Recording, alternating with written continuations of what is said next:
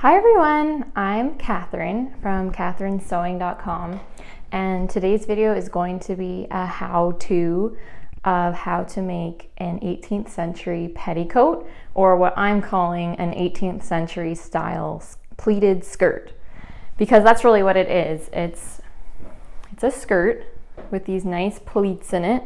This is the front and this is the back, but what's 18th century about it is the way it fastens. It's actually made up of these two rectangles essentially that are sewn up the side, but then there's an open slit up to the top, and then each side has these ribbons coming out of the waistband, and you tie it around your body in that way.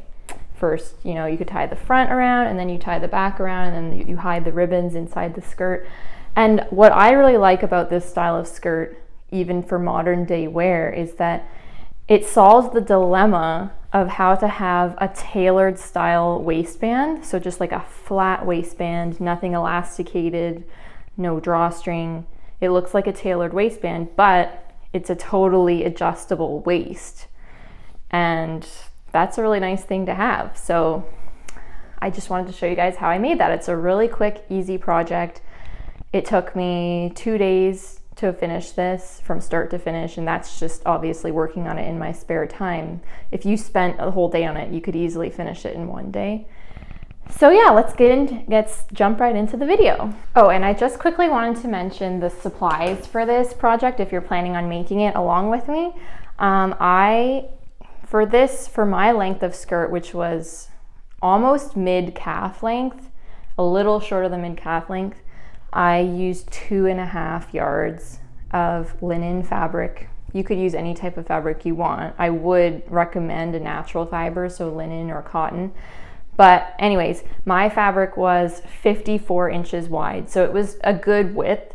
If you are buying fabric that is not that wide, then you'll want to get more yardage. And of course, it will all depend on if you're wanting to make a full length skirt or a shorter skirt than I made. And even the width of rectangles that you use, so in other words, how full you want your skirt to be, how much pleating you want there to be, will determine how much yardage you use. So I would consider the amount I used pretty generous for the amount of pleating that I did. But yeah, it will all depend. You'll just have to play it by ear. But I guess 3 yards would be a safe point to buy fabric at.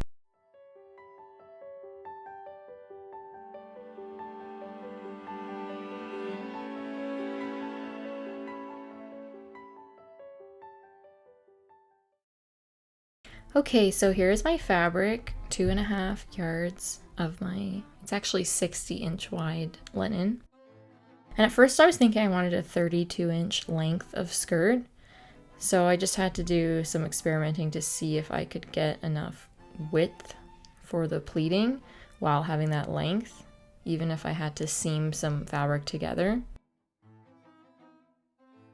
But basically I determined that this wouldn't be possible. Even if I were to seam the fabric together, there just wouldn't be enough fabric to have the width I wanted with the length I wanted. So I decided to reference my pattern drafting book and see what width of fabric they recommend for a very pleated skirt. And they recommended 3 times the width of your hip measurement. So at this point I decided to go with a slightly shorter length of skirt and just use the entire 2.5 meter length of the skirt to have the width for the pleats, and then split the fabric down lengthwise to make the 2 pieces. So my skirt was actually on the cross grain. Okay, and here I'm just cutting out the waistband piece, which is a 3-inch wide band.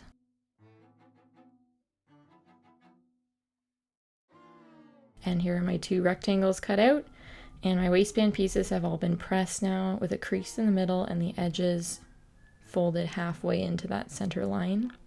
And I also have some interfacing. This is optional.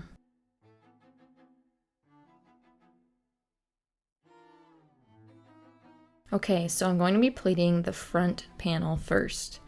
And I'm starting with my center mark marked by that pin, and I'm marking out a 6-inch wide box pleat in the very center of the skirt.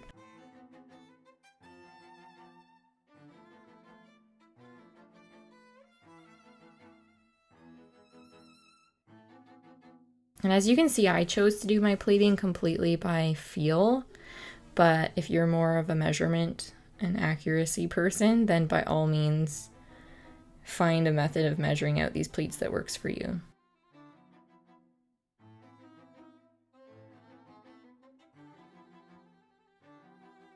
And as you can see, these are little knife pleats that are pointing outward from the center, pointing towards the hips.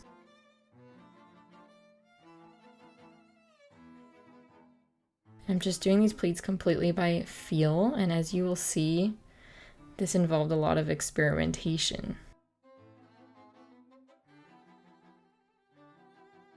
Okay, so there's the one half of the front done. Pleated outward to the hips. At this point, I wanted to experiment with a slightly narrower center box pleat, but I held that up to my body, didn't like how it looked, and I'm taking that back out.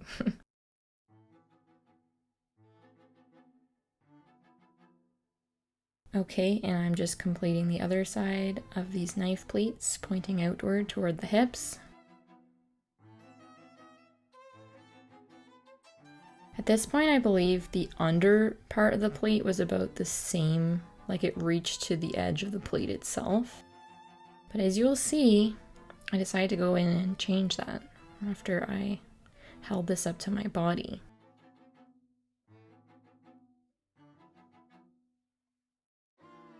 Yes, I'm just showing you the underside of the pleats. But yes, at this point I had tried the skirt up against my body and found that the width of this panel was still a bit too wide. So I had to unpin these pleats, which wasn't really that big of a deal. I actually enjoyed doing the pleating. And I decided to create a narrower panel of fabric by increasing the narrowness of the pleats as well as the depth of fabric used in the under fold of each pleat. And if you've never done this before, trust me, it's just something that your fingers will get a hang for really quickly. It's not hard at all. Okay, and there it is, all pleated up.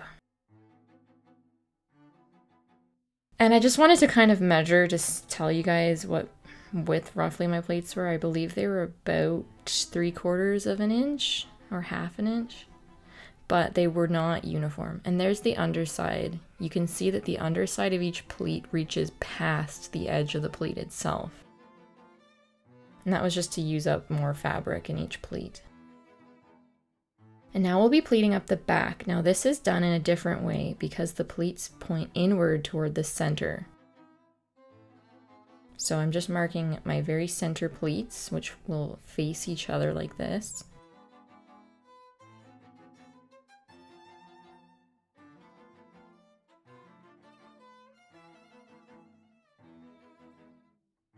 And just doing the same thing, pleating towards the center.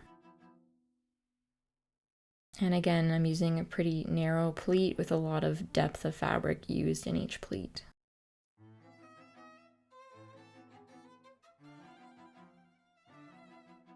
Okay, so there is half done.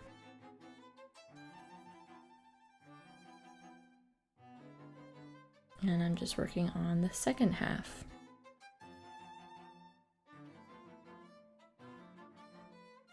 Pleating is very therapeutic if you've never done it before. It might look very intimidating if you've never done it, but it's actually really, really fun.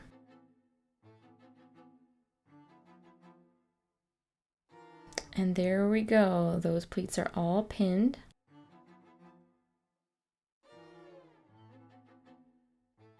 Okay, and now I've sewn those all together on the front and the back. Just sewn a line straight across to hold those pleats in place so we can move forward. Okay, so now I will be sewing the side seam. The first step is to mark where your slit up to the top will begin, and mine was 10 inches down from the top. So I sewed up 10 and leaving 10 inches at the top. all the way to the bottom. And then I pressed those edges open and the edges under so that I could also finish the edges of the slit in the same way. There's other ways you could finish the seam, but this was just what I chose because it was quick and I did it all by machine. So it wasn't really the neatest finish, but it worked, it got the job done. Okay, and now I will just be pinning on that waistband. I'm starting by just trimming down my interfacing.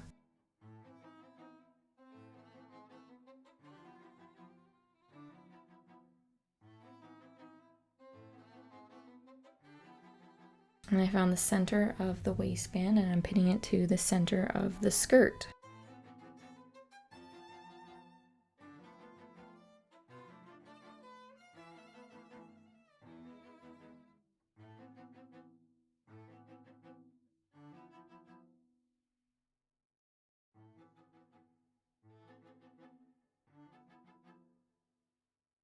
Okay.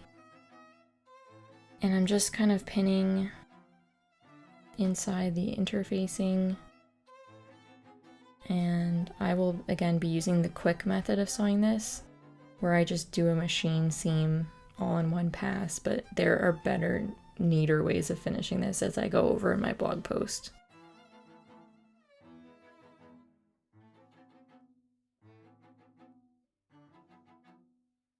Okay, it's all pinned in place. And I'm just pinning my ribbon ties onto the edge of these waistbands now.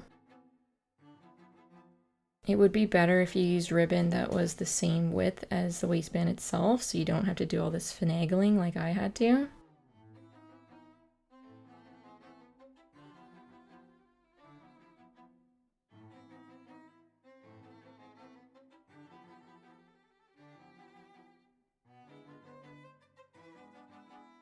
Just kind of fiddling to get those diagonal edges turned under.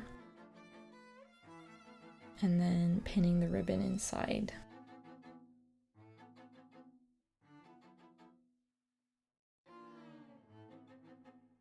And finally I sewed that all on in one pass. But yeah, you can see I missed a section because again, it was just done by machine in one pass. So I'm just going back in by hand and sewing down that section that I missed.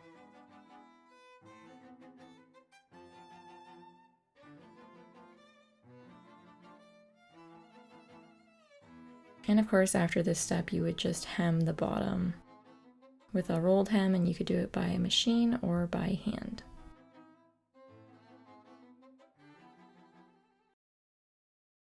Okay everybody, so here is the finished skirt, and this is what it looks like when it's being worn.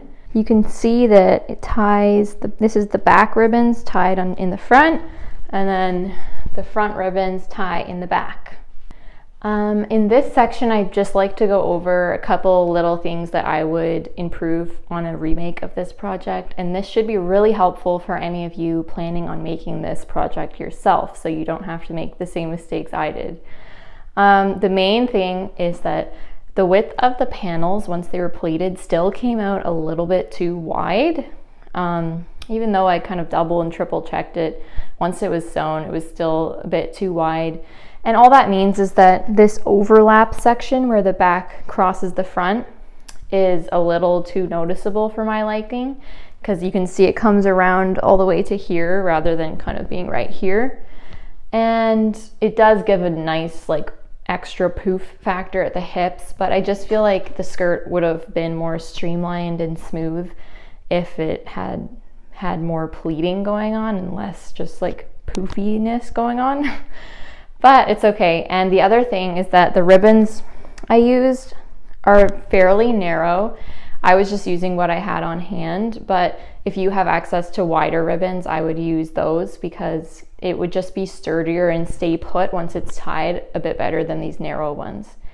Or you could just extend the fabric of the waistband long enough to form a tie, and that would work as well. The only thing is it wouldn't be quite as, well, depending on what type of fabric you use, it just wouldn't be quite as like streamlined as ribbon. It would be a little bulkier, but that's okay. It depends on what kind of look you're going for. But yeah. Okay, so if you guys enjoy this video, give it a like, leave your comments and questions below, and check out the blog post, which will be linked in the description box. If you enjoy history bounding sewing content, so sewing clothes that are historically inspired but can be worn in the modern day, then please subscribe to my channel. This is the type of videos I make all the time. And thanks for watching, guys. I'll see you later. Bye.